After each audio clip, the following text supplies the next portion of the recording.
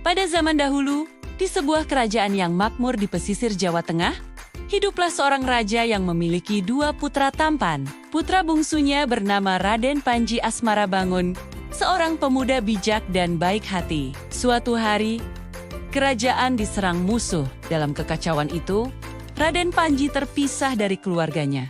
Ia menyamar menjadi orang biasa dan hidup di sebuah desa kecil dengan nama samaran Ande-Ande Lumut.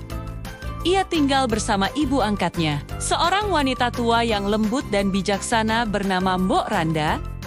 Seiring berjalannya waktu, Ande-Ande Lumut tumbuh menjadi pemuda yang tampan, sopan, dan rajin membantu orang desa. Ia sering menolong warga menimba air, memperbaiki rumah, dan menanam padi. Kebaikannya membuat semua orang menyukainya. Suatu hari, kabar pun tersebar ke seluruh desa bahwa Andi-Andi Lumut sedang mencari seorang gadis yang berhati baik untuk dijadikan istri. Banyak gadis yang ingin melamar karena mendengar bahwa ia tampan dan berhati mulia. Di desa sebelah, tinggallah seorang janda yang memiliki 2 anak perempuan bernama Kleting Abang dan Kleting Ijo, serta seorang anak angkat bernama Kleting Kuning. Kleting Abang dan Kleting Ijo adalah gadis yang suka berdandan, namun hatinya sombong dan manja. Sedangkan Kleting Kuning adalah gadis sederhana yang baik hati, rajin, dan rendah hati. Ia sering diperlakukan kasar oleh kedua kakaknya, namun tak pernah membalas. Suatu pagi, ibu mereka berseru, "Anak-anakku, Ande-Ande Lumut sedang mencari calon istri.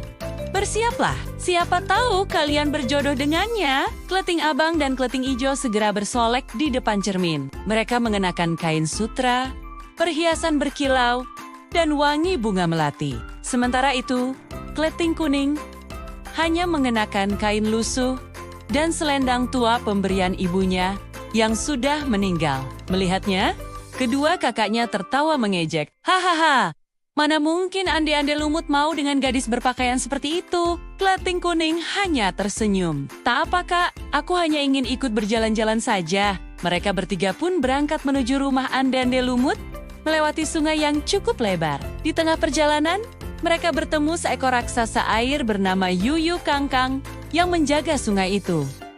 Yuyu Kangkang tersenyum licik. "Siapapun yang ingin menyeberang, harus menciumku lebih dulu," katanya. Kleting Abang dan Kleting Ijo, yang takut tak bisa menyeberang, akhirnya mau memenuhi permintaan Yuyu Kangkang. Mereka mencium pipinya dengan jijik, lalu diizinkan menyeberang. Namun ketika giliran Kleting Kuning, ia menatap raksasa itu dengan tegas. "Maaf, aku tidak akan menciummu. Lebih baik aku basah kuyup, asal tidak menodai diriku sendiri."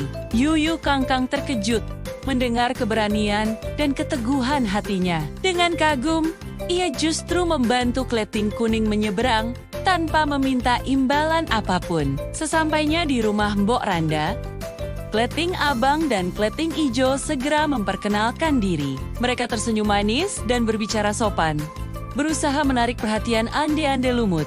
Namun Ande-Ande Lumut hanya menatap mereka sebentar, lalu berkata lembut, "Aku tidak bisa menerima kalian. Aku tahu kalian telah mencium Yuyu Kangkang di sungai."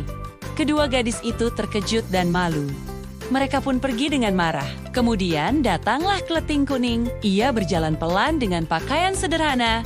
Rambut dibiarkan terurai, namun wajahnya bersih dan tenang. Ketika Ande-Ande Lumut melihatnya, hatinya bergetar. Ia merasa seperti mengenali gadis itu. "Anda tidak mencium Yuyu Kangkang, bukan?" tanya Ande-Ande Lumut. Kleting Kuning menggeleng lembut. "Tidak, aku lebih baik menyeberang sendiri." Senyum lembut muncul di wajah Andi-Andi Lumut. Ia menatap mata gadis itu lama, lalu berkata, "Kleting Kuning, kau sebenarnya adalah Dewi Sekartaji, tunanganku yang telah lama ku cari." Kleting Kuning terkejut. Ia pun menatap Andi-Andi Lumut lebih dalam. Perlahan, ingatannya kembali.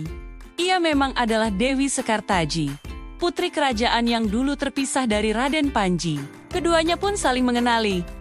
Dan Mbok Randa menangis bahagia melihat pertemuan itu. Ande-Ande Lumut dan Kleting Kuning kemudian dinikahkan dengan penuh sukacita. Sementara itu, Kleting Abang dan Kleting Ijo pulang dengan hati iri dan malu karena kesombongan dan ketamakannya sendiri. Kleting Kuning dan Endiandi Lumut hidup bahagia di desa itu, menjadi pasangan yang penuh cinta dan kasih. Mereka tidak lupa membantu rakyat miskin dan mengajarkan bahwa keindahan sejati tidak terletak pada pakaian atau wajah, melainkan di dalam hati yang tulus. Hingga kini, masyarakat masih mengenang kisah mereka. Dan setiap kali seseorang menjaga kebaikan hatinya di tengah godaan dunia, orang-orang berkata, hatinya seperti kleting kuning, jujur, lembut, dan tidak mudah tergoda.